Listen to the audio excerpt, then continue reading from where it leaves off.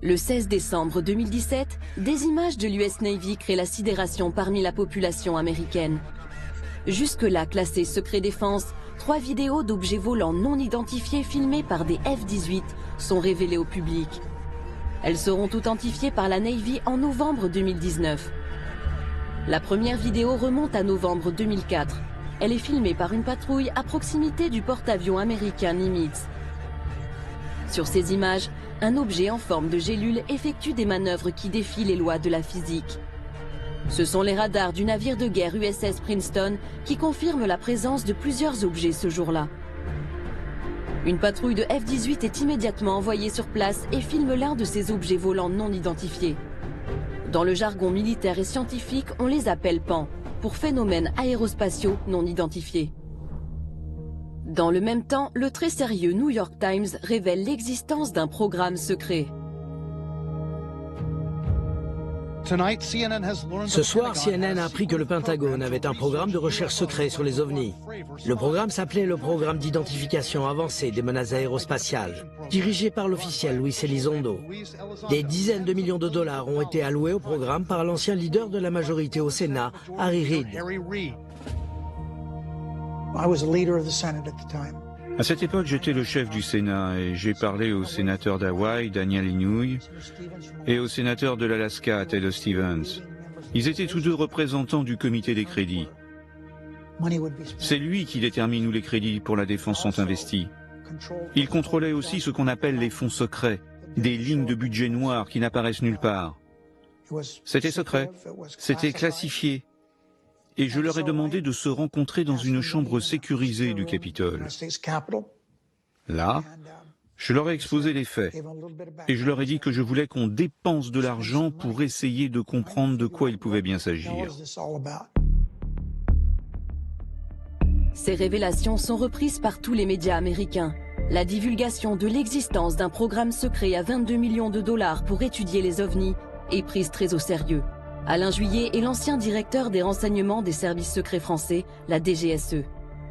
Le fait que ce soit un sénateur américain qui ait demandé, qui ait insisté pour qu'il y ait cette enquête, montre quand même que ça correspond à une vraie problématique.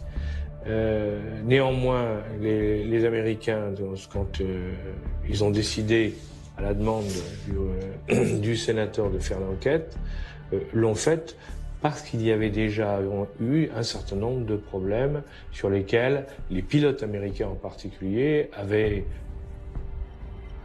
s'étaient interrogés, je dirais, les pilotes et les autres, en voyant les images de ce qu'ils avaient pu regarder. Aux États-Unis, l'affaire fait grand bruit.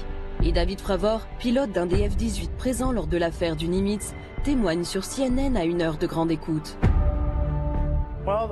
Tout d'abord, ça n'avait pas d'aile, donc on a pensé que c'était un hélicoptère, mais il n'y avait pas de souffle du rotor sur l'eau, pas de rotor.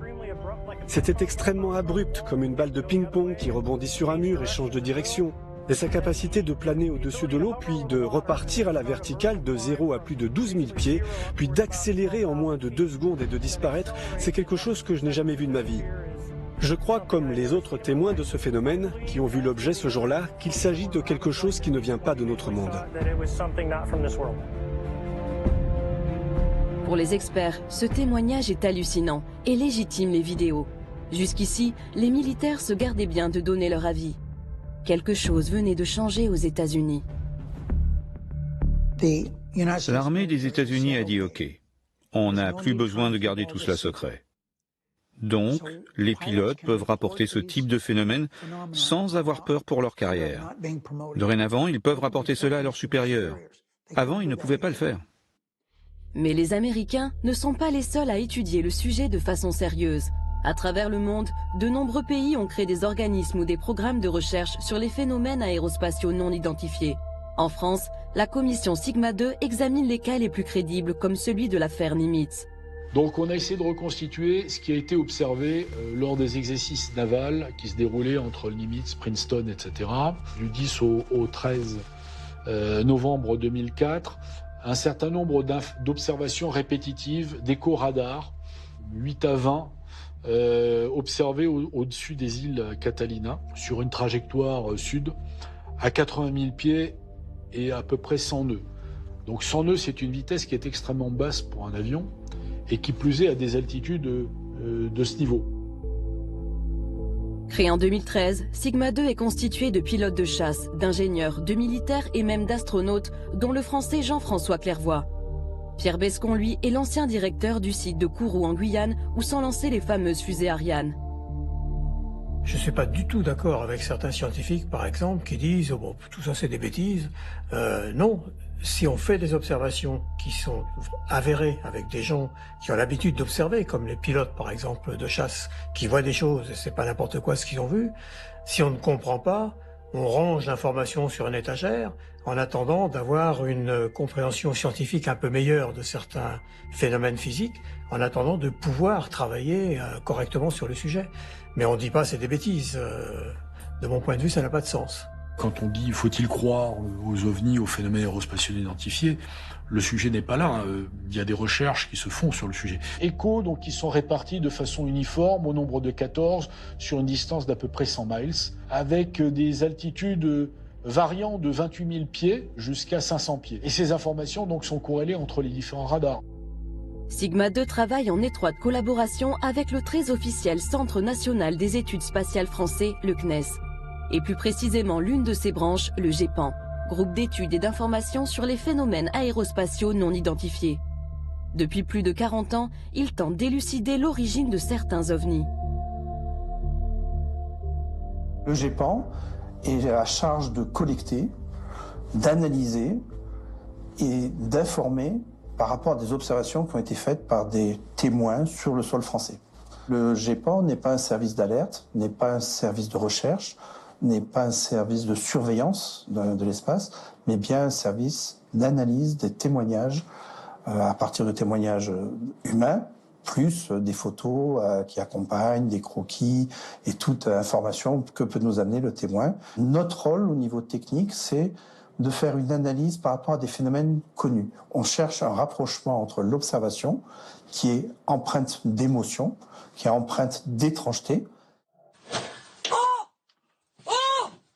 Mais ne hurle pas comme ça! Oh! Oh maman! Mais c'est quoi? Pourquoi tu hurles? Mais c'est extraordinaire! Arrête de hurler comme ça, enfin! C'est des étoiles! Mais non, c'est pas des étoiles! On n'a jamais vu ça!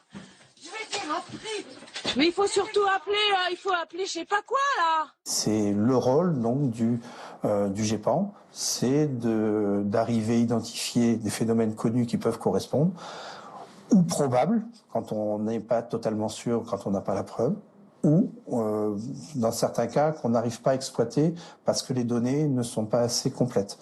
Et sinon, avec des données complètes ou une étrangeté mais qu'on n'a pas expliquée, on reste sur des cas inexpliqués. C'est d'ailleurs l'un de ces événements en France, très proche des cas révélés par l'US Navy, qui est à l'origine de la création du GEPAN. Un ancien directeur du groupe, Jean-Jacques Velasco, qui fut en poste pendant 21 ans, aujourd'hui expert indépendant, se souvient d'ailleurs qu'une affaire non élucidée est à l'origine de la création de l'organisme. En France, en 1951, un cas a sollicité en fait l'intervention de l'armée de l'air.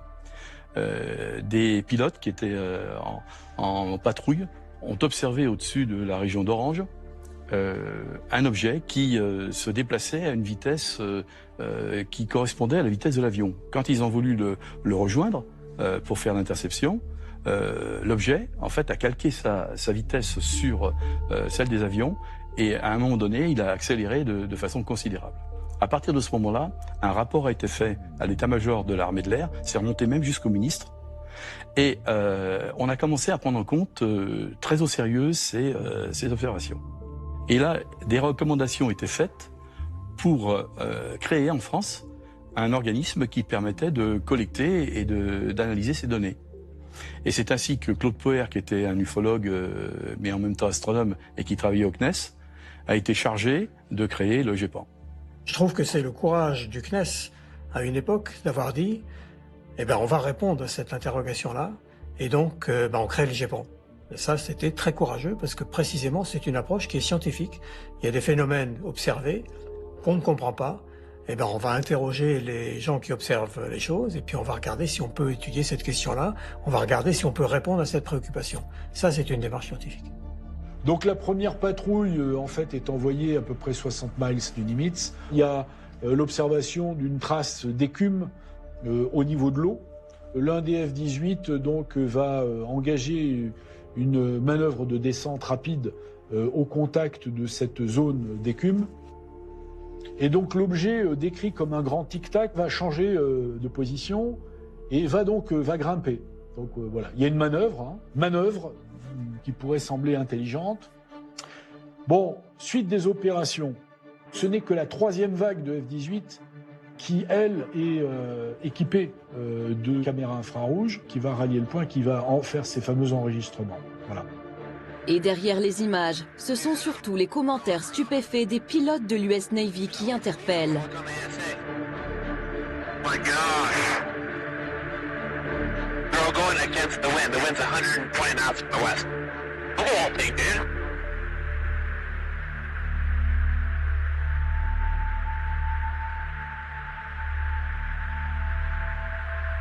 That's not our LNS though, is it? It's not. That is an LNS, dude. Well, if there's like anything, it's rotating.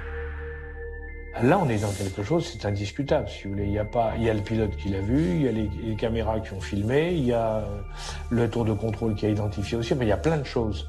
Là, il y a un problème. Un certain nombre de cas montrent à l'évidence qu'il y a une interaction vis-à-vis notamment des avions. Et ça, c'est tout à fait démontré.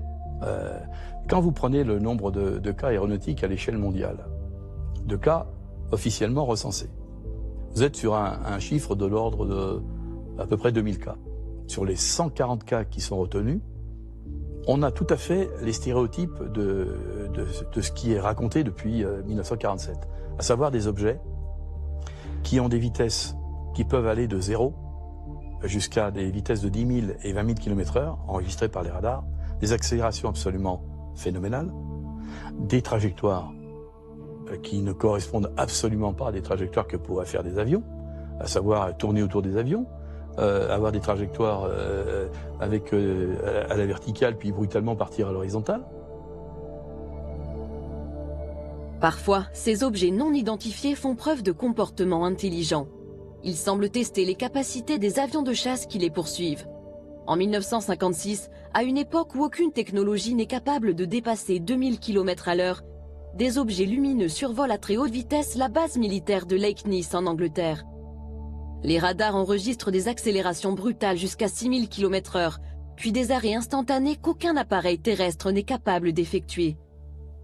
L'un des objets lumineux finit par poursuivre un avion de chasse comme s'il voulait engager le combat. Même la CIA s'est penchée sur l'affaire. L'agence de renseignement l'a révélé en 2006 en rendant publique une partie de ses archives secrètes. Et ce n'est pas le seul cas du genre. Ce que je veux dire, c'est qu'on pensait que ces objets n'apparaissaient que dans les airs. Mais ce n'est pas vrai. Il y a eu des phénomènes inhabituels dans l'eau, sous la mer. Et pas une seule fois, mais plusieurs fois. Les gens racontent d'étranges phénomènes survenus à des bateaux, interrompant parfois même leur communication radio. Donc oui, je pense que c'est extrêmement important de faire tout ce que l'on peut pour comprendre de quoi il s'agit. Pour preuve, l'un des cas les plus énigmatiques qui ait été soumis à la commission Sigma 2. Il remonte à 2013 et n'a toujours pas trouvé d'explication. Un dossier qui n'est pas totalement clos, qui est un cas d'observation qui est fait au soir du 25 avril 2013 sur l'aéroport d'Aguadilla à Porto Rico. D'abord par le contrôle aérien. Le contrôle aérien relève des échos radars bizarres. Bon. Et puis signalerait une lumière à un avion de patrouille maritime américain qui est équipé d'une caméra infrarouge visible qui va être utilisée donc dans cette affaire-là.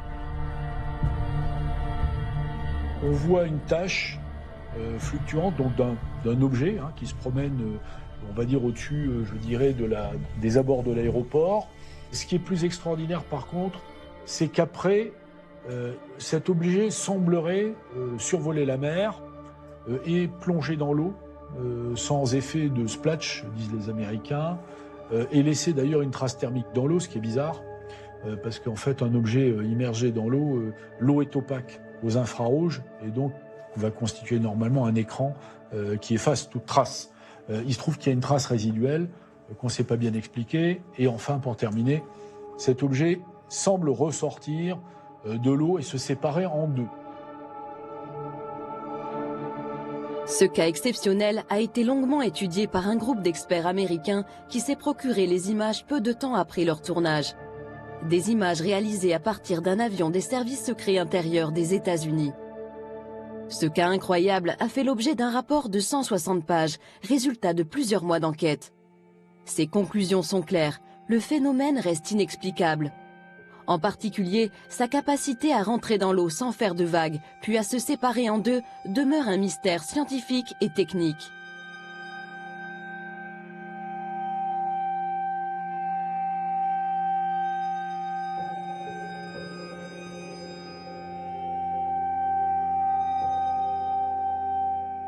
Périodiquement, hein, le ministère de l'Air, le Pentagone américain et les forces armées américaines s'intéressent aux objets non identifiés parce que régulièrement, il y a des alertes qui les font se poser des questions. Et pour les militaires, c'est très inquiétant parce que lorsque vous êtes militaire, vous avez besoin de savoir ce que vous avez en face. Donc si vous avez quelque chose que vous ne maîtrisez pas, que vous ne comprenez pas, alors, évidemment, il est logique qu'on essaie de comprendre, donc de lancer des commissions d'enquête et d'essayer de savoir ce qui a pu se passer dans les cas qui ont été observés. Et ces inquiétudes ne datent pas d'hier. Depuis la fin de la Seconde Guerre mondiale, les autorités américaines ont lancé plusieurs commissions d'enquête sur ces phénomènes. En particulier, le projet Blue Book, autrefois dirigé par le célèbre astronome Joseph Allen Hynek. Ce scientifique ne croyait pas aux ovnis. Mais au bout de plusieurs années d'études, il a fini par douter, et même par valider la réalité de ces phénomènes inexplicables. À cette époque, les forces armées américaines elles-mêmes sont déjà contraintes de communiquer sur ces affaires très spéciales. I am here to discuss the so-called flying saucers. The Air Force interest in this problem has been due to our feeling of an obligation to identify and analyze to the best of our ability anything in the air that may have the possibility of threat or menace to the United States. In pursuit of this obligation, since 1947, we have received and analyzed between 1,000 and 2,000 reports. However, there have been a certain percentage of this volume of reports that have been made by credible observers of relatively incredible things. It is this group of observations that we now are attempting to resolve. C'est aujourd'hui exactement la même préoccupation qui anime les autorités américaines. Rien n'a changé. Elles craignent pour la sécurité intérieure. Elles doivent protéger les populations d'une attaque potentielle. Comme dans les années 50, cette interrogation a motivé l'analyse des images filmées par l'US Navy ces dernières années. C'est même la raison d'être du fameux programme A-Type. Il y a eu beaucoup d'événements rapportés. Et la technologie embarquée à bord des avions s'est aujourd'hui beaucoup améliorée. Ils peuvent prendre des photos de ces phénomènes, et on a d'excellentes photos de ces objets. Sont-ils une menace? J'en sais rien. Mais je sais que nous ne pouvons pas juste détourner la tête et faire comme s'ils n'existaient pas, car ils existent.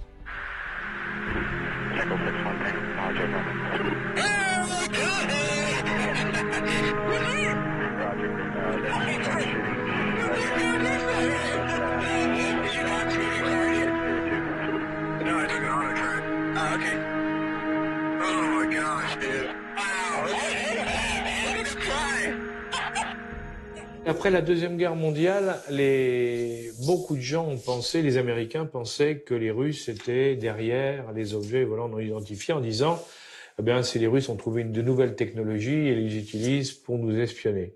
Si c'était un pays, un des pays qu'on cite, les grands pays, si vous voulez, c'est-à-dire les États-Unis, la Russie ou la Chine, depuis le temps qu'il y a eu des incidents, on aurait eu une fuite quelque part qui aurait dit oui, ça correspond à ça. Or, il n'y a eu absolument aucune information qui est sortie là-dessus.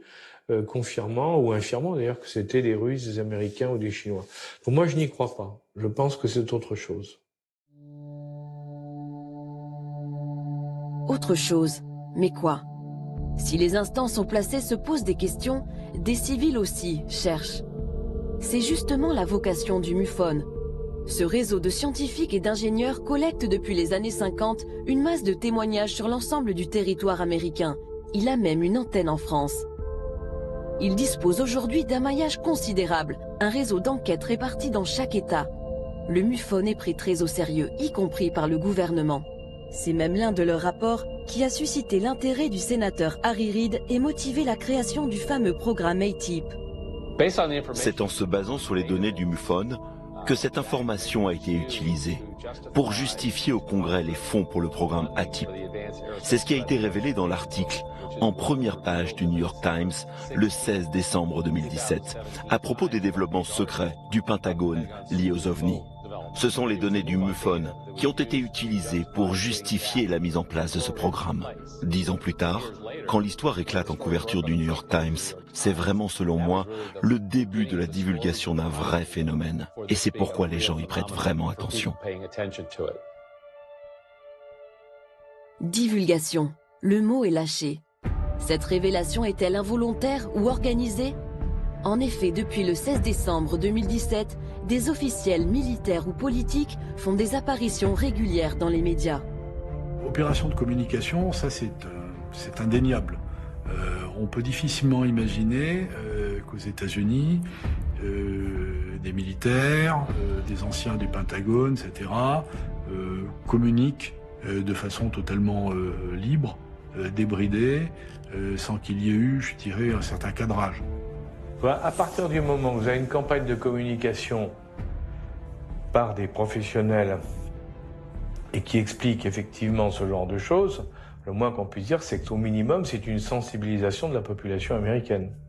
Au minimum. Hein. Ça peut être aussi la préparation à une nouvelle réalité, c'est-à-dire qu'un jour, on leur dise, ben oui, ça existe, et voilà comment c'est. On les aura préparés à ça. Imaginez simplement qu'on nous dise, écoutez, maintenant on est sûr de nous, on a la preuve que notre monde est également visité par d'autres mondes, où il y a des passages entre plusieurs mondes qui se font, autant vous dire que ça va quand même créer un vrai problème au niveau, ça va faire réfléchir beaucoup de monde, parce que ça veut dire qu'on rentre dans autre chose. Et une problématique où il y a effectivement, il y a des risques qu'on ne maîtrise absolument plus. A priori, ils sont gentils, mais on n'en sait rien, et de toute manière, on ne maîtrise rien. Alors, donc là, donc ça veut dire qu'on est avec quelque chose qu'on ne maîtrise pas. Or, vous savez que l'être humain, et surtout aujourd'hui, déteste se trouver dans des situations où il ne maîtrise pas, il ne contrôle pas la situation. C'est visiblement ce que pensent aussi les experts américains du MUFON. Paul Hynek est très bien placé pour le savoir. Il est le fils du directeur du fameux programme Blue Book qui fut dirigé par Joseph Allen Hynek dans les années 50 et 60. Il baigne dans les rapports depuis son enfance. Il perçoit lui aussi une véritable rupture dans la politique de communication des autorités américaines. La divulgation de l'existence du programme ATIP, programme d'identification avancée des menaces aérospatiales, et la divulgation récente de ce que la marine a vu et a admis avoir vu sur une période de plus de 9 mois, tous les jours des ovnis, et ils ne peuvent pas les expliquer, et ils ont bien franchement besoin d'aide. Donc il me semble, et mon ami Richard Dolan est très convaincant dans ses présentations qui ont mené à ce qui pourrait être une grande divulgation. Il me semble, dans les activités récentes du gouvernement américain, que le gouvernement essaye d'habituer la population à la possibilité d'une grande révélation.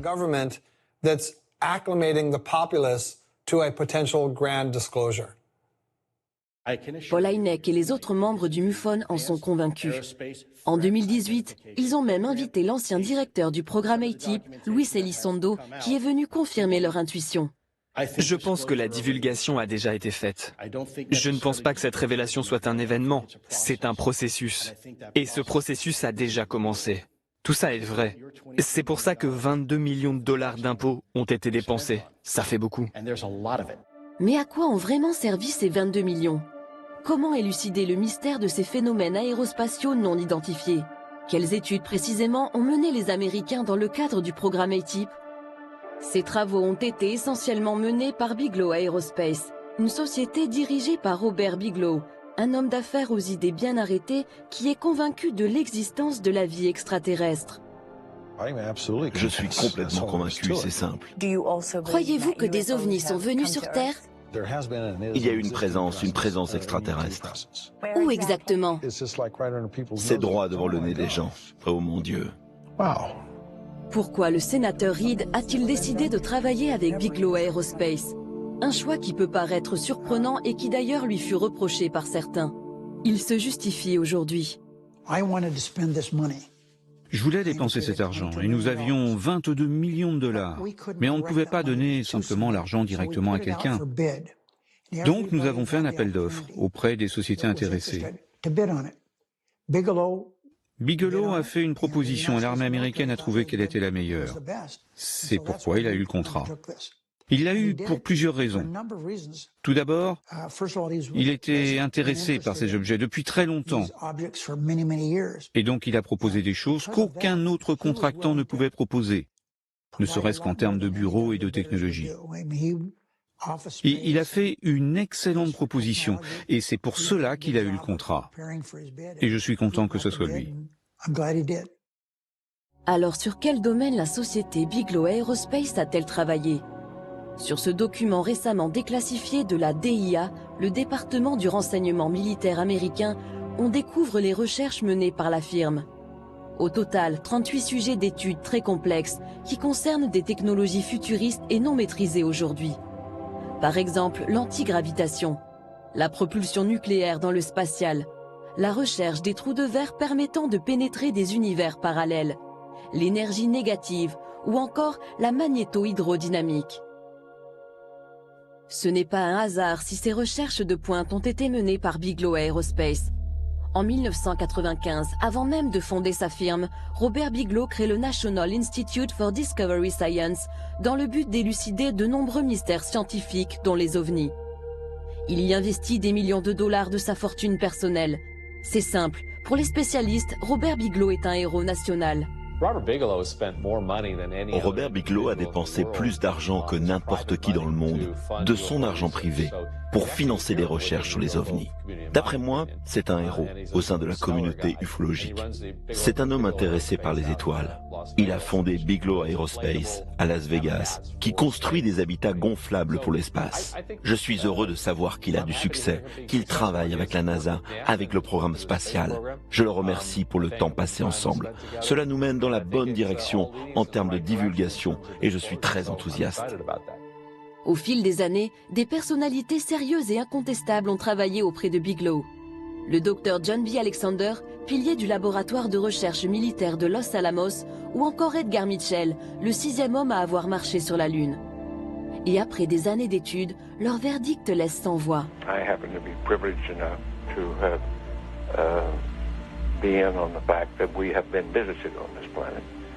And the UFO phenomenon is real, although it's been covered up by our governments for quite a long time. Whoa! Hang on a minute. Well, this is big. Whoa! This is all of this is quite a shock to me. Well, I'm sorry you haven't been reading the papers recently. It's starting to open up quite a bit. So you're telling me? Well, there's a lot of information to take on board. Hang on a minute. I mean, listen. I've heard. Crazy UFO nuts tell me this kind of thing before.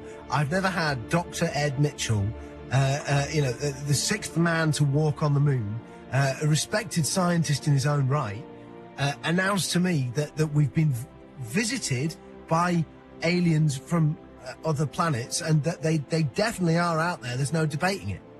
Well, that's the first time you've ever talked to me, or I've told you about it before.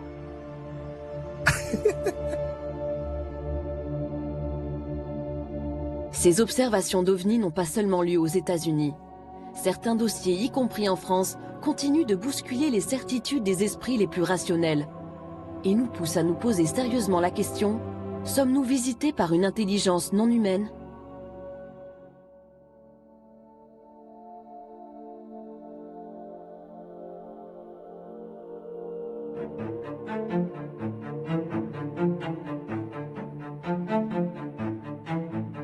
Parmi les cas qui ont été examinés au GEPAN, il y a le cas de Valençol. La rencontre rapprochée de Valençol est un cas extraordinaire, était un cas mondialement connu. L'histoire se passe le 1er juillet 1965. L'agriculteur Maurice Masse est dans son champ ce matin-là, vers 5h30. Il commence à travailler. Il aperçoit des gens qui sont dans son champ de lavande et il pense qu'ils sont venus avec une voiture, à l'époque c'était une Dauphine, je crois, et qui sont en train de faire fouiller dans ces lavandes. Et en s'en rapprochant, il se rendra compte que c'est pas du tout une voiture, que c'est un objet assez étonnant, mais surtout, il y a deux entités de petite taille qui sont à côté du vaisseau et qui semblent faire des prélèvements de lavande. Et là, à sa grande surprise, il constate qu'il a affaire à des petits êtres qui se retournent, et l'un d'entre eux va sortir de sa poche une espèce de tube qui va le paralyser. La paralysie du témoin, c'est quelque chose de tout à fait curieux. Puisqu'en fait, il avait toute sa conscience, mais il était paralysé sur le plan musculaire.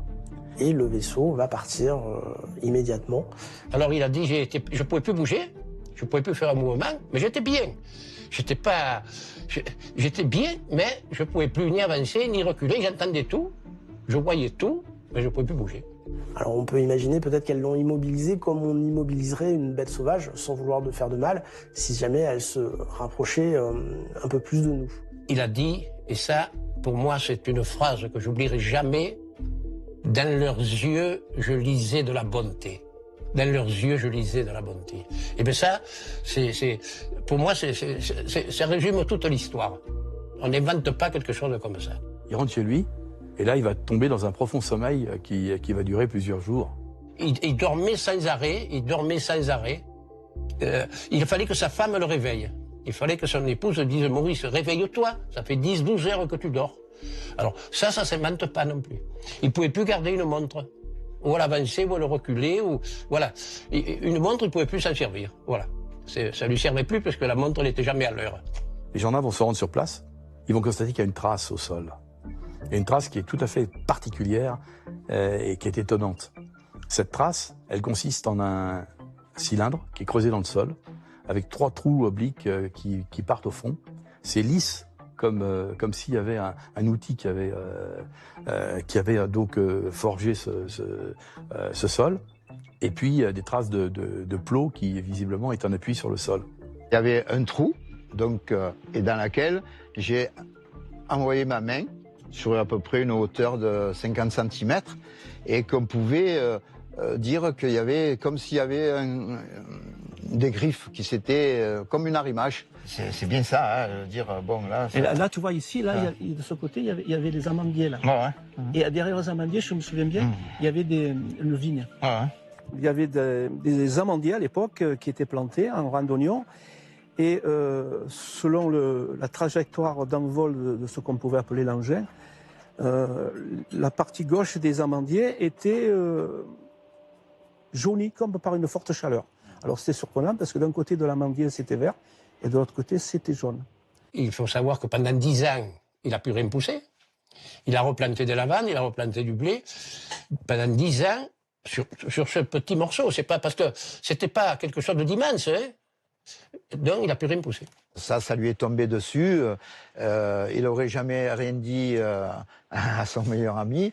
Peut-être que l'histoire se serait arrêtée là, quoi. Il aurait emporté avec lui. C'est la presse qui est arrivée, puis la presse locale, puis la presse régionale, puis nationale et internationale. Et à partir de ce moment-là, le monde entier est arrivé. Le petit village de Valençol est en émoi depuis 48 heures avec l'apparition d'une soucoupe volante. Je me trouve au Café des Sports de ce charmant petit village. Il fait très chaud, les joueurs de belote s'en donnent à cœur joie. Dites-moi, messieurs, le principal témoin de l'affaire, M. Masse, est parti en vacances. Est-ce que quelqu'un pourrait me raconter quelque chose? Est-ce qu'il y a quelqu'un qui a vu ou à qui on a raconté quelque chose? Allez, M. Moisson. Le patron de l'établissement, M. Moisson. C'est aujourd'hui... M. Masson est aujourd'hui la vedette du village. Vous fûtes en quelque sorte le confesseur de M. Masse qui était dans son champ lorsqu'est apparue cette soucoupe volante. Alors racontez-nous. Ça, la matinée, Maurice Masse est venu, c'était un ami, et il m'a raconté qu'il avait vu un engin se poser dans son champ. Et il m'a dit de ne pas en parler, vu qu'il serait peut-être embêté. Et vous avez pu garder le secret combien de temps? Jusqu'au lendemain. Et le lendemain... Le matin, tout le monde, enfin, on a un peu parlé et tout le monde prend ça, est venu. Tous les journaux de la région, sont venus, voilà. Les gens s'est posé là-dessus. Les empreintes sont très visibles. Sont très visibles, oui. Et ce n'est pas quelque chose qui peut être fait par des amateurs? Non, par aucun appareil connu, je ne crois pas. Est-ce que M. Mass est une personne qui s'amuse à faire des blagues de temps en temps? Non, moi, là j'ai eu l'impression que vraiment il a dit la vérité parce que vraiment il était un peu émotionné de l'engin qu'il avait vu. Cette affaire, elle a suscité beaucoup de réactions. Il y a même par exemple le professeur Yves Rocard, qui était quand même académicien, et qui s'en est occupé. Il y a beaucoup de gens qui ont, à l'époque, qui ont parlé de cette enquête. Mais ce qui est intéressant, c'est que au GEPAN, on avait les 3 rapports de gendarmerie. Le GEPAN classe aussitôt ce dossier stupéfiant parmi les cas les plus inexplicables qui lui ont été soumis. Même le père de la bombe atomique française, Yves Rocard, se penche longuement sur l'affaire. Et justement, le nucléaire semblerait avoir un lien très étroit avec le phénomène. Les tests nucléaires, il faut le savoir, c'est quelque chose quand même qui est effrayant, parce que 540 bombes nucléaires ou thermonucléaires qui ont été balancées dans l'atmosphère, c'est énorme. Et ça correspond, dans la période entre 1960 et 1961, à une explosion tous les 3 jours, faite par les Américains ou les Soviétiques.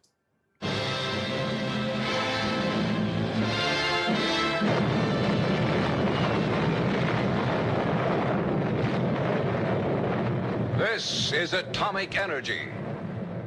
Dès 1949, il y a déjà des indices selon lesquels il se passait des choses tout à fait surprenantes en termes de localisation de ces phénomènes. Les sites stratégiques nucléaires en particulier étaient survolés. Lors de 2 commissions secrètes qui ensuite ont été divulguées au public, Edward Teller, donc, qui était le conseiller scientifique de la Maison-Blanche, participait, et il était père de la bombe atomique. Il expliquait qu'il y avait des survols des sites nucléaires, en particulier Oak Ridge, où on fabriquait plutonium, les bases de lancement, White Sands, Sandia, Roswell, où il y avait les bombardiers atomiques qui partaient, enfin bref, tout un ensemble d'éléments qui montraient qu'il y avait des survols. In True magazine, Commander Robert McLaughlin, a Navy guided missiles expert, told of flying saucers detected by radar over White Sands, New Mexico. Scientists were tracking a rocket, suddenly detected a saucer at 56 miles altitude. Over 100 feet in diameter, the disk was traveling at 1,800 miles per hour, rapidly outranged their instruments. But there had been time for precise, accurate measurements. Says McLaughlin, that saucer could not have been made on Earth. Par exemple, j'ai appris que plusieurs bases de missiles dans le Midwest, dans le Dakota, ont été mystérieusement désactivées. Parfois, les militaires sont même sortis dehors et en pleine nuit ont pu voir des objets dans le ciel. Dans certains cas, cela a même interrompu les communications sur la base. Et ça n'est pas arrivé une seule fois, mais plusieurs fois. L'un des cas les plus troublants se déroule en 1967 au-dessus de la base de Malmstrom dans le Montana.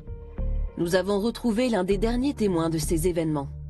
Comme les autres témoins, il a gardé le silence pendant 30 ans avant que l'affaire ne s'ébruite finalement.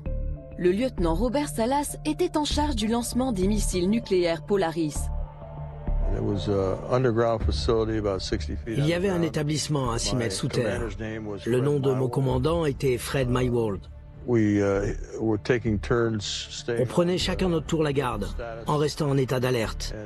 Et à un moment, dans la soirée, je reçois un appel téléphonique du garde d'en haut. Il y avait 6 gardes là-haut. Il voyait d'étranges lumières dans le ciel, qui volaient très vite, qui s'arrêtaient à mi-vol, qui repartaient en arrière. Il n'entendait pas de son de moteur, c'était uniquement des lumières dans le ciel. Mais des lumières étranges, qu'il n'associait pas à des avions. Il criait dans le téléphone, balbutiant, me disant qu'il y avait une lumière rouge, orange, qui volait au-dessus de l'entrée principale. Et tous les gardes là-haut étaient prêts avec leurs armes. Et il m'a demandé ce qu'il devait faire. Bien sûr, j'étais sous le choc en écoutant ce qu'il me disait. Lui, il était clairement effrayé. Je lui ai dit de s'assurer que rien ne rentre dans la zone de défense et qu'il pouvait utiliser toute force nécessaire. Ensuite, il a raccroché. Il m'a dit qu'il devait raccrocher car l'un de ses gardes était blessé. Je suis allé réveiller mon commandant et alors que je lui ai expliqué les appels téléphoniques, nos missiles se sont éteints. On avait 10 missiles sous notre contrôle et les 10 missiles se sont éteints. On est passé en mode no-go. On ne pouvait plus les lancer, on ne pouvait plus les utiliser. Et c'est ce que nous avons rapporté au poste de commandement.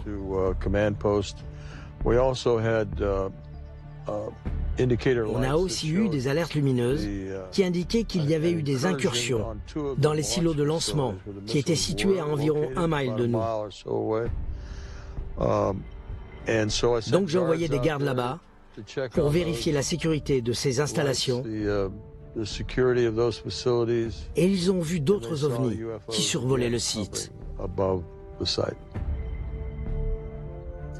Quand vous superposez les lancements, enfin les tests dans l'atmosphère, avec les cas d'OVNI, vous vous apercevez que vous avez une similitude au niveau des courbes, avec un décalage de 2 ans.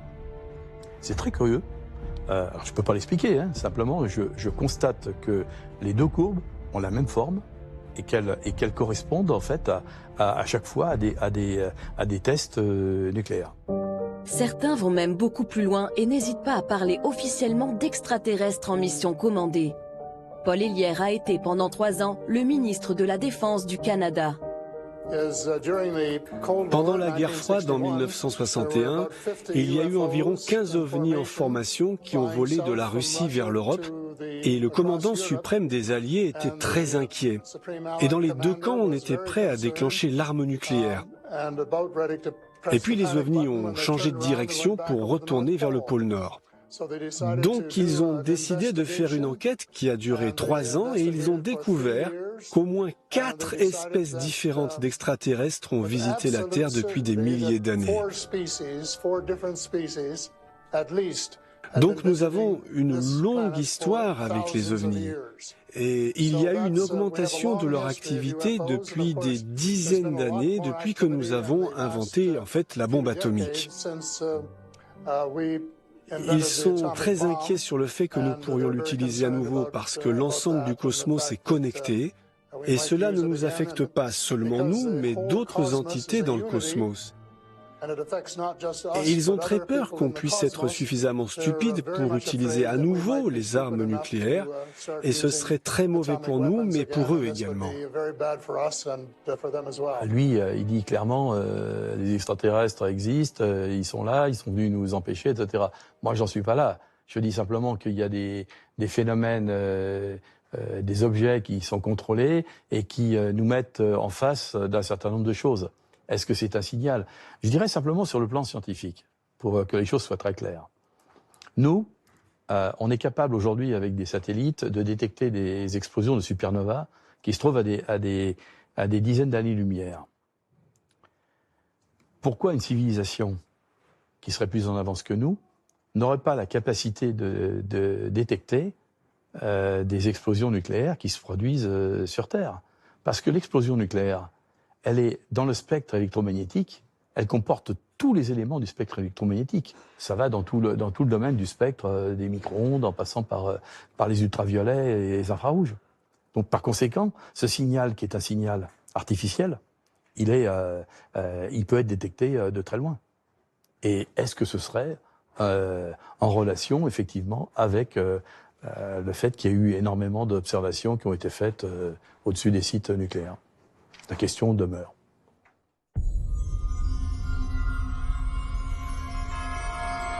En 2012, en France, le journaliste David Gallet filme des parapentistes à proximité de la centrale nucléaire de Cattenom en Moselle.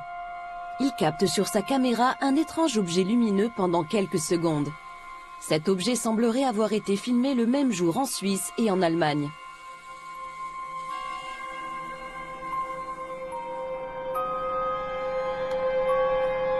Qu'est-ce que c'est que ce truc?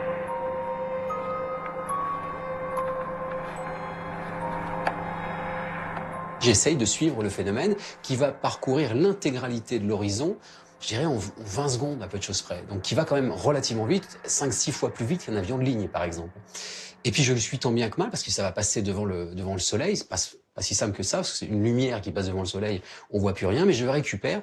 Et à la fin, le phénomène semble, en tout cas moi, ce que j'ai dans l'objectif, disparaître, s'évaporer.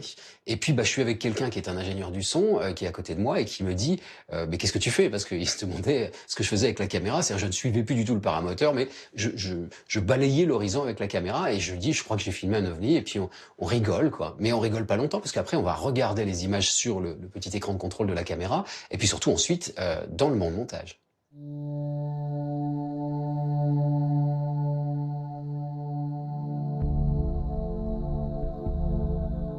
Toujours en France, Michael Vaillant, expert data consultant auprès du GEPAN depuis plus de 12 ans, fait clairement le lien entre apparition d'ovnis et survol d'installations civiles et militaires en France dans une étude qu'il a publiée sous l'égide de l'Université de Toulouse. On a travaillé avec le laboratoire de mathématiques de Toulouse. On a fait une étude mathématique en 2015 qui a permis de montrer qu'il y avait une significativité statistique importante entre la répartition des phénomènes inexpliqués et les centrales nucléaires, mais aussi avec les sites pollués. Alors on peut s'interroger effectivement sur la nature de l'intelligence qui est responsable de ces observations, s'il y a une intelligence, parce que ça peut être encore une fois des phénomènes naturels, hein. Et s'il y a une intelligence, elle peut être peut-être endogène, peut-être exogène, toutes les pistes sont ouverte évidemment. Quand on dit endogène, c'est au sens, ça peut être terrestre, ça peut être une surveillance par des pays étrangers qui s'intéressent par exemple à l'état de nos technologies, de nos sites nucléaires. Et peut-être exotique, peut-être une surveillance. On peut entendre par exotique des intelligences que l'on n'a pas identifiées mais qui peuvent être sur Terre, des groupes. On peut imaginer effectivement des extraterrestres si on voulait. C'est probablement l'hypothèse la plus extrême à ce stade. Et on peut s'interroger dans ce cas-là aussi, pourquoi il y aurait des intelligences extraterrestres qui viendraient observer comme ça des sites nucléaires ou des sites pollués. C'est assez, a priori, ce serait assez étrange et savoureux. Que ce soit pour surveiller les humains qui jouent avec le feu nucléaire ou pour toute autre raison, ils sont désormais de plus en plus nombreux, politiques, ingénieurs, chercheurs, à oser parler clairement d'une intelligence non humaine. Je ne peux pas parler au nom du gouvernement, je n'en fais plus partie. Mais aujourd'hui, ma conviction personnelle, c'est qu'il y a de nombreuses preuves qui montrent que nous pourrions ne pas être seuls, quoi que cela veuille dire. Il y a beaucoup de nouveaux cas qui arrivent tous les mois. Il n'y a pas de doute à ce sujet. Les pilotes voient des choses, les marins voient des choses en mer, de nouveaux cas arrivent tout le temps.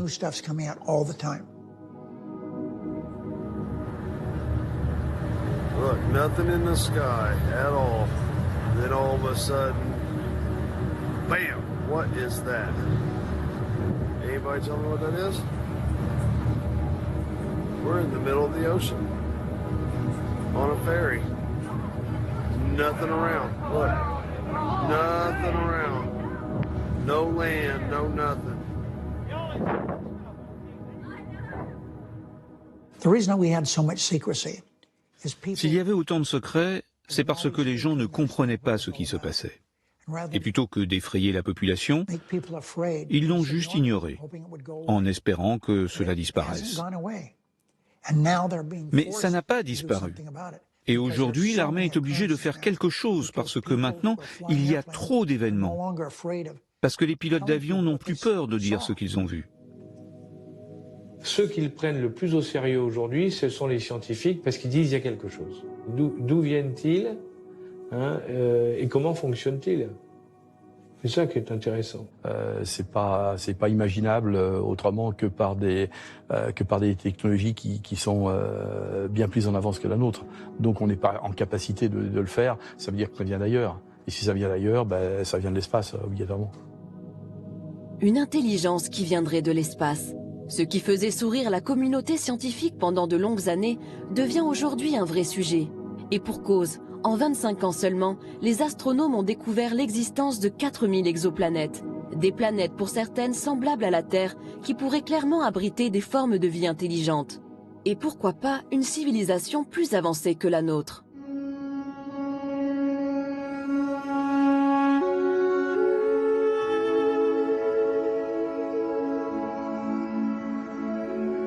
Avi Loeb est le directeur du département d'astrophysique de la prestigieuse université d'Harvard. Il est aussi le patron de 2 instituts sur les mathématiques et les trous noirs qui rassemblent de nombreux physiciens, astronomes et mathématiciens. Autant dire que c'est l'un des chercheurs les plus sérieux et respectés au monde dans son domaine. Or, avec ses équipes, il a étudié l'un des phénomènes les plus surprenants jamais observés dans l'espace proche, l'arrivée d'un objet interstellaire non identifié au comportement unique et sidérant. Son nom, Oumuamua, qui signifie en hawaïen le messager.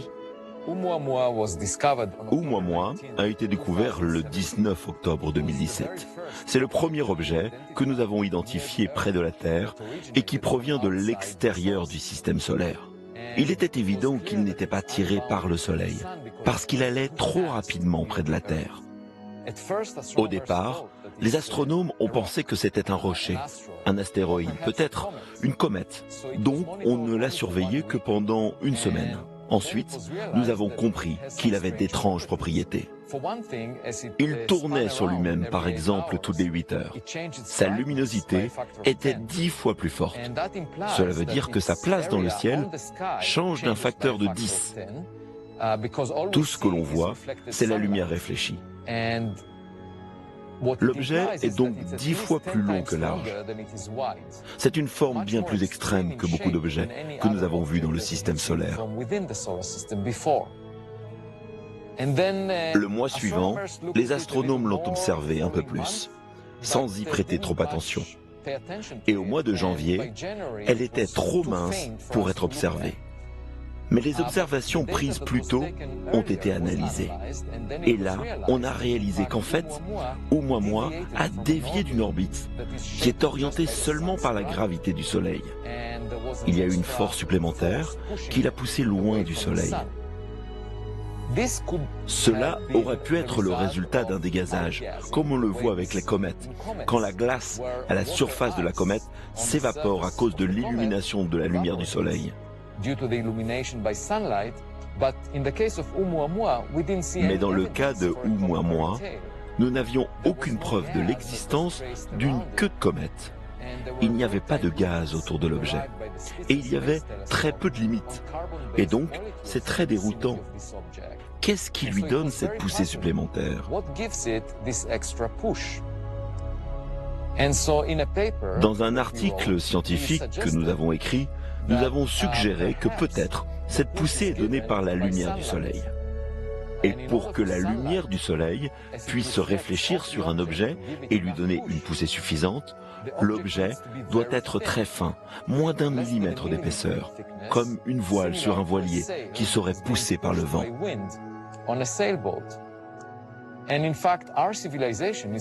Notre civilisation développe actuellement la technologie des voiles solaires, où l'on utilise la lumière des étoiles pour naviguer.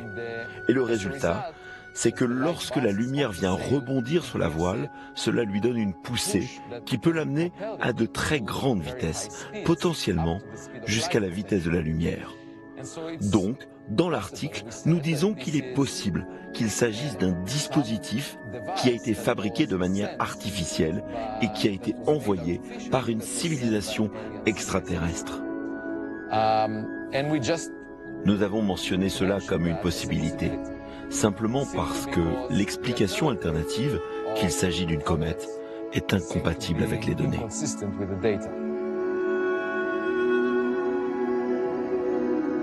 Si la voile solaire d'Avi Loeb reste une hypothèse très exotique mais probable, les technologies qui pourraient expliquer les performances inouïes de ces objets inspirent les scientifiques, les militaires et les firmes privées.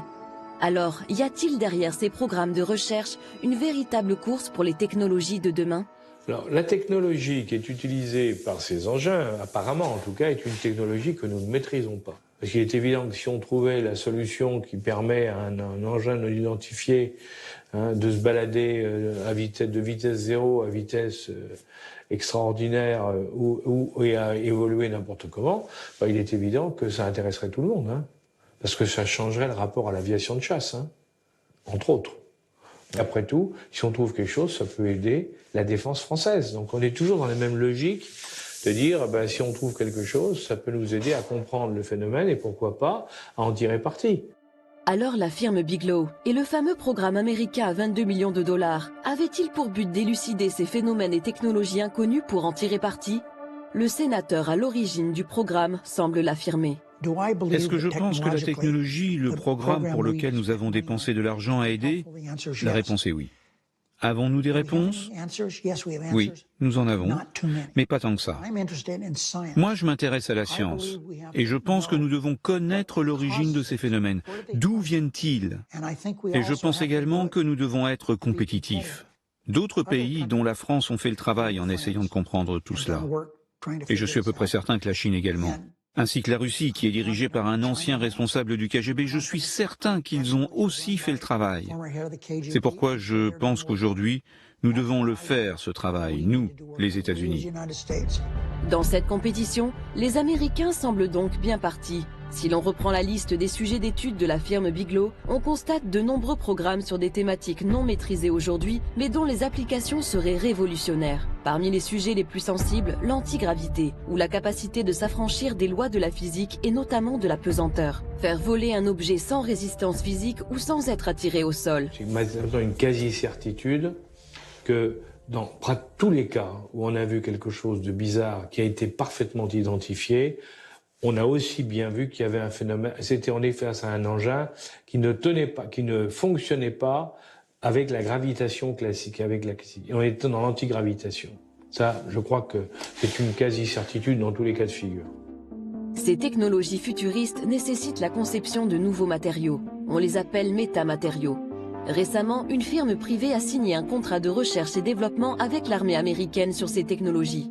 En juin 2018, le docteur Al Puthoff, cofondateur de cette société et ancien participant du programme ATIP, fait à ce sujet des déclarations surprenantes. C'était un échantillon multicouche de bismuth et de magnésium. Cette couche de bismuth est plus petite qu'un cheveu humain. L'échantillon de magnésium fait 10 fois la taille d'un cheveu humain. Il a potentiellement été récupéré durant le rapatriement d'un véhicule spatial avancé qui se serait écrasé. À Las Vegas, au mois de juin 2018, le physicien Al Puthoff a laissé entendre que cet étrange objet de métamatériaux venait d'un crash d'OVNI. Mais il n'en est pas sûr. Puthoff et son collègue, le docteur Eric Davis, sont sur le point d'identifier un ensemble de petites pièces qui semblent au-delà de tout ce que l'humanité peut fabriquer. Cet échantillon a été créé par des couches plus fines que des microns, via un processus inconnu sur Terre et dans un but que nous pouvons seulement supposer. Aucune preuve a été trouvée que quelqu'un ait déjà créé quelque chose comme ça. Quand on en parle à des gens du domaine de la création de matériaux, ils disent qu'ils ne savent pas pourquoi quelqu'un voudrait créer quelque chose comme ça. Il n'est donc plus seulement question de comprendre l'origine des ovnis, mais bien d'en tirer parti. Ces métamatériaux présenteraient ainsi des propriétés exceptionnelles qui pourraient s'avérer très utiles et très rentables. Ils ont des métamatériaux. J'ai vu les photos. J'en ai parlé avec eux. Ils essaient de comprendre comment ça fonctionne. Il semblerait que si l'on envoie une fréquence dans ces matériaux, ils l'évitent. Enfin, c'est ce que l'on m'a dit. Je ne l'ai pas vu, je ne connais pas les détails, mais ils essayent de comprendre exactement comment ils ont été fabriqués. C'est un matériel créé avec du bismuth et c'est stratifié. Donc, c'est nouveau pour nous. Et on essaye de comprendre comment cela fonctionne. Ces savoir-faire pourraient aussi nous permettre de résoudre l'équation écologique et lutter contre le réchauffement climatique. L'énergie et le système de propulsion sont tout de suite deux choses. Parce qu'il semble y avoir ce potentiel alléchant d'énergie illimitée, gratuite, sans impact écologique qu'on pourrait se procurer. Que ce soit l'antigravité ou quelque chose même au-delà de la propulsion photonique, la téléportation ou quelque chose comme ça. Donc nous pourrions maîtriser l'univers physique comme on ne peut même pas l'imaginer aujourd'hui.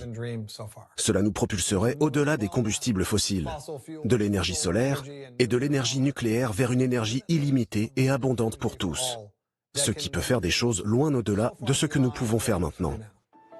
Maîtriser de nouvelles technologies, apporter des solutions écologiques radicales, de véritables défis pour tous les gouvernements, mais aussi un enjeu pour l'humanité. La question fondamentale est sommes-nous seuls? Et la seconde question, si nous ne sommes pas seuls, sommes-nous les gars les plus intelligents du coin? Il pourrait y avoir des civilisations qui sont beaucoup plus avancées que nous. Et il pourrait avoir des technologies que nous pourrions peut-être développer, mais dans longtemps.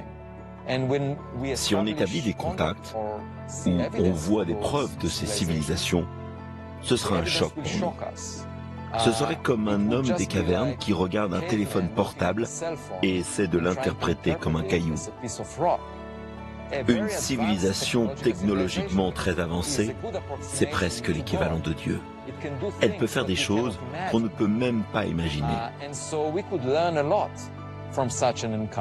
Nous pourrions apprendre beaucoup d'une telle rencontre. Nous pourrions aussi développer une certaine modestie, parce que pour le moment, nous pensons que nous sommes les plus intelligents. Et en fait, dans l'histoire de l'humanité, nous pensions que nous étions au centre de l'univers physique, que le Soleil tournait autour de la Terre. Et nous avons fini par réaliser que nous ne sommes pas le centre de l'univers physique. La Terre tourne autour du Soleil.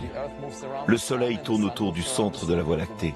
Et la Voie lactée se déplace d'une façon aléatoire dans l'univers qui est plein de galaxies similaires. Donc nous n'avons pas de statut spécial dans l'univers. Mais beaucoup de scientifiques préfèrent encore croire que nous sommes au centre de l'univers biologique, de l'univers vivant, que la vie est unique sur Terre et en particulier, la vie intelligente est unique sur Terre. Et je pense que la façon dont nous pouvons être plus modestes, c'est en rassemblant des preuves de ce qui se passe là-haut. De l'infiniment grand à l'infiniment petit. Du visible à l'invisible, l'univers est encore pétri de mystères. Mais si l'hypothèse d'une intelligence non humaine venue d'autres planètes est la plus souvent avancée, d'autres théories émergent mêlant espace-temps ou univers parallèles.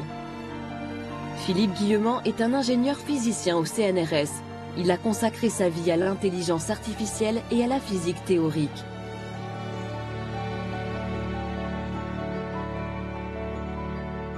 Je pense qu'on ne peut pas comprendre le phénomène OVNI si on ne remet pas en question totalement la nature de la réalité telle qu'on a l'habitude de le concevoir.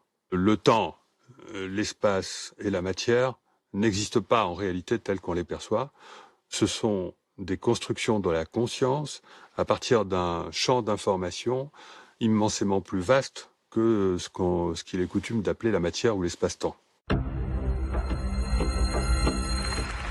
C'est également le point de vue du célèbre astronome et spécialiste des ovnis, le docteur Jacques Vallée, un Français parti vivre aux États-Unis qui a collaboré avec le célèbre professeur Hynek du projet Blue Book. Il défend lui aussi un nouveau regard sur la physique. Désormais, pour les exigences de la nouvelle physique de 2061, nous devons d'abord reconnaître que l'univers est un sous-système d'une méta-réalité d'une structure d'information. Tout est une structure d'information et c'est simultané. Nous devrions reconnaître les dimensions comme un artefact culturel. Nous créons les dimensions car nous avons de petites bibliothèques, des coordonnées X, Y et Z, mais nous n'avons pas besoin d'élan physique. Donc nous devrions faire comme nous le sentons avec le concept de dimension dans la physique du futur. Le présent est plus que déterminé, comme le dit Philippe Guillemant. Il est déterminé depuis le passé et depuis le futur. Finalement, la conscience génère l'impression d'espace et de temps. C'est la conscience traversant ce flux d'informations et créant l'illusion de l'espace et du temps. Jacques Vallée a également travaillé avec le docteur John B. Alexander, ancien colonel de l'armée américaine qui était impliqué dans divers programmes de recherche militaire sur le paranormal. Avec Vallée, ils ont été tous deux embauchés par le milliardaire Robert Bigelow dans les années 90, lorsque celui-ci a fondé le National Institute for Discovery Science pour étudier les ovnis et les expériences de mort imminente. Selon moi, il y a une interrelation entre tout et entre bien des phénomènes. Et un des problèmes quand on étudie les ovnis, c'est qu'on a tendance à isoler les paramètres prématurément. Comme vous le savez, je me suis intéressé aux expériences de mort imminente. J'ai fait un doctorat sous la direction du docteur Elizabeth Kubler-Ross. J'ai été impliqué dans la visualisation à distance, dans la psychokinèse, la marche au feu, la cryptozoologie, peu importe le domaine. J'ai travaillé avec beaucoup de chamans dans le monde. Selon moi, ces choses sont interreliées et la conscience humaine en fait partie. Oui, on rentre dans la spiritualité. Et quand on mélange science et spiritualité, ça rend les gens très nerveux. Il y a dans ce phénomène une interaction entre la physicalité et la conscience qui est absolument fondamentale. Concernant les ovnis, il est commun de dire que ces technologies ont des milliers d'années d'avance sur les nôtres. Mais ce qu'on réalise, c'est que ce n'est pas vrai. On observe que c'est en avance sur nous, mais pas au-delà de votre capacité de la croire et de la comprendre. On croit que ce sont des choses qu'on aura dans 1000 ans, et elles sont là au bout de 50 ans. Et c'est systématique dans les observations liées aux ovnis. Je vous donne un exemple précis d'un cas rapporté par Jacques Vallée, au début des années 1900, dans l'État de Washington. Un homme est au volant de sa voiture. Un ovni apparaît devant lui. Et il le décrit plus tard et il dit « C'était de forme heptagonale et je pouvais voir chaque rivet. » À cette époque, c'était très avancé. Mais une cinquantaine d'années plus tard, on n'utiliserait jamais de rivet pour voyager dans l'espace. En fait, on a affaire à des engins qui sont capables de rentrer dans notre espace-temps en provenant de l'extérieur, en provenant, on va dire, des autres dimensions. Aujourd'hui, si le principe des univers multiples reste une théorie, elle fait partie des hypothèses pour expliquer la provenance des phénomènes aérospatiaux non identifiés. C'est d'ailleurs l'un des points de recherche du programme ATIP. Ma conviction personnelle, c'est, vous savez, ce sont des théories hermétistes et ésotériques, mais elles remontent à l'origine du monde. Hein. On les retrouve dans les civilisations anciennes, on les retrouve partout, et pas seulement pas en Europe, ou en Égypte ou ailleurs, mais partout on retrouve la même chose. C'est-à-dire que les gens vous disent il y a plusieurs mondes en définitive qui sont parallèles et qui sont juste l'un à côté l'un de l'autre. Il n'y a pas que le monde, notre monde à nous, le monde que nous percevons nous n'est pas le seul monde. Il y a plusieurs mondes qui s'interpénètrent. Après tout, c'est aussi la possibilité d'être quelque chose qui sort d'un autre monde et qui interpénètre le nôtre à un moment donné et pour un moment très court. Ça, c'est parfaitement possible. Si cette réalité existe, pourrons-nous l'appréhender concrètement? Entrer en contact avec une éventuelle intelligence venue d'ailleurs? Michael Vaillant a travaillé sur les différentes vagues d'observation des ovnis dans le passé. Ces vagues d'observation n'ont pas été très nombreuses dans l'histoire récente de l'homme. Hein. Elles ont commencé après la guerre. Elles ont eu lieu sur de grandes régions du globe, à l'échelle des États-Unis par exemple, ou de l'Europe. Pendant quelques jours, semaines, des centaines d'observateurs ont pu rapporter des observations de phénomènes inexpliqués, alors que d'ordinaire, on va avoir, par exemple à l'échelle de la France, un phénomène tous les 2 jours. Alors c'est déjà beaucoup, mais dans ces cas-là, c'est sans commune mesure. Jacques Vallée et d'autres scientifiques ont proposé ce qu'ils appellent une théorie du contrôle, c'est-à-dire que ce serait peut-être des intelligences extérieures qui seraient à l'origine de ces phénomènes, qui contrôleraient l'organisation de ces vagues. Et il y avait derrière cette idée de théorie du contrôle, l'idée d'une théorie de l'apprentissage. Peut-être que le phénomène apprend à l'homme sa présence. C'était un peu l'idée. Il y a des méthodes qu'on appelle méthodes d'apprentissage espacées dans le temps, qui vous permettent de réaliser un apprentissage, effectivement, à l'échelle d'un individu, pas d'une société, et qui vont vous permettre d'économiser l'énergie et le temps que vous allez passer pour apprendre une notion. C'est-à-dire, je suis très feignant, je veux apprendre une liste de mots, et je veux économiser mon énergie, plutôt que de répéter bêtement cette liste de mots de façon séquentielle tous les jours, je vais petit à petit espacer le temps entre mes apprentissages. Et ça suit, à ce moment-là, une loi de puissance, qui est une loi qu'on mesure à l'échelle de l'homme, qui en général est une loi en puissance de 2. C'est-à-dire le temps qui va augmenter de façon à doubler à chaque fois qu'on va vouloir refaire un apprentissage. 1, 2, 4, 8, 16, 32, etc. Et on observe ce schéma, dans certaines de ces vagues d'observation, c'est-à-dire que certaines de ces vagues d'observation sont très précisément reliées par une loi en puissance de 2,04, même précisément. Et cette précision est si importante qu'on peut se poser la question de est-ce que on peut donner une date sur la prochaine des vagues. Voilà. Et la prochaine, en l'occurrence, puisqu'on attend, il se passe plus grand-chose aujourd'hui, nous mènerait en octobre 2035. Alors, c'est pas tout de suite, mais c'est pas non plus dans très longtemps. On est là sur un domaine qui est très très compliqué, qui est rejeté bien sûr, par les gens, les apôtres du progrès, je dirais mathématique et cartésien, mais est-ce qu'on n'aura pas des surprises dans le futur? Ça, c'est autre chose. Si les autorités américaines ont encore des choses à révéler, qu'elles le fassent, parce que je pense que les gens sont peut-être prêts à recevoir cette information. Je pense sans aucune hésitation que les recherches scientifiques sur ces objets volants non identifiés sont vraiment bonnes pour l'humanité. Pas seulement pour les États-Unis, mais pour le monde entier. Je pense que s'il n'en tenait qu'à moi, ce que je ferais avec les autres pays travaillant là-dessus, eh bien, c'est de se rencontrer et de partager les informations. Que les États-Unis partagent avec la France, la Chine, la Russie, nous devons le faire parce que c'est quelque chose qu'on ne comprend pas. On doit travailler ensemble et rendre ces informations publiques et les partager. C'est important, pas seulement pour notre pays, mais pour toute la civilisation humaine.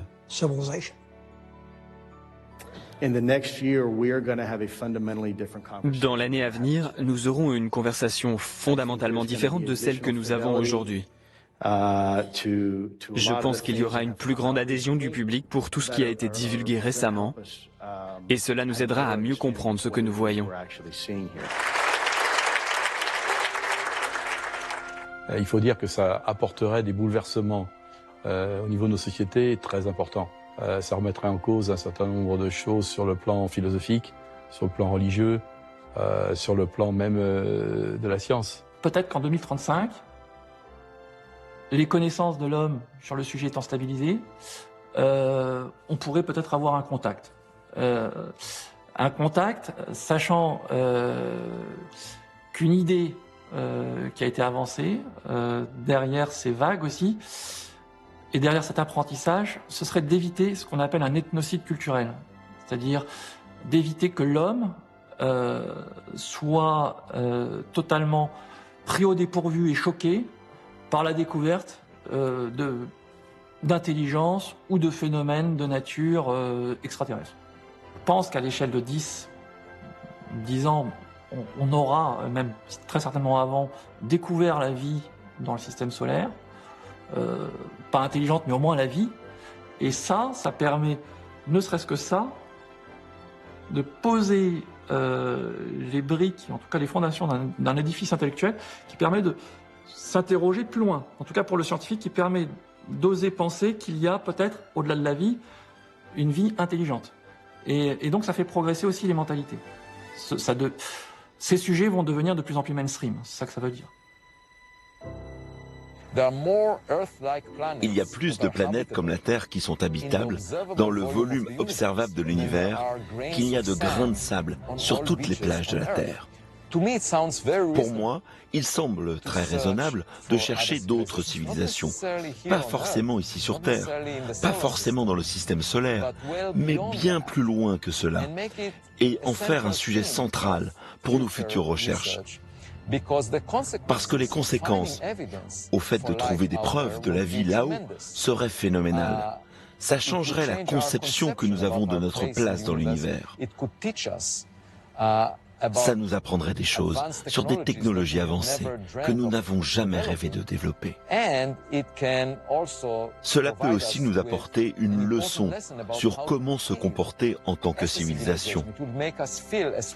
On se sentirait comme une équipe qui apprend d'une autre équipe qui a traversé un processus similaire à nous dans le passé.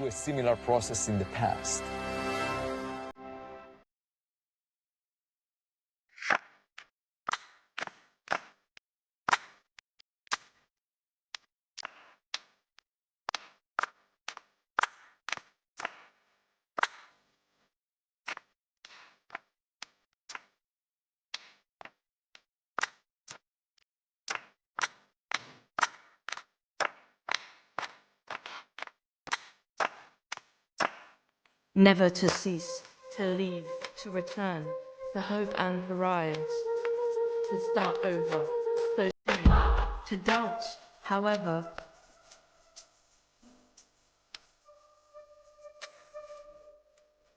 On se trouve devant un phénomène qui contrôle la réalité du témoin. Donc le problème, c'est que le témoin nous raconte un truc auquel on ne peut pas croire parce qu'il faisait partie du phénomène à ce moment-là. C'est-à-dire le témoin vraiment rapproché. On se trouve un petit peu, si vous voulez, l'analogie qui me plaît beaucoup, c'est le cinéma. Si vous interrogez, vous voyez 100 personnes qui sortent d'un cinéma, vous leur demandez ce qu'ils ont vu Godzilla. Bon, ils sont tous d'accord sur l'existence de Godzilla. En fait, le Godzilla en question, c'était juste une projection sur un écran. La vraie technologie, elle était derrière eux, c'était le projecteur. Moi, je vais rencontrer le projectionniste.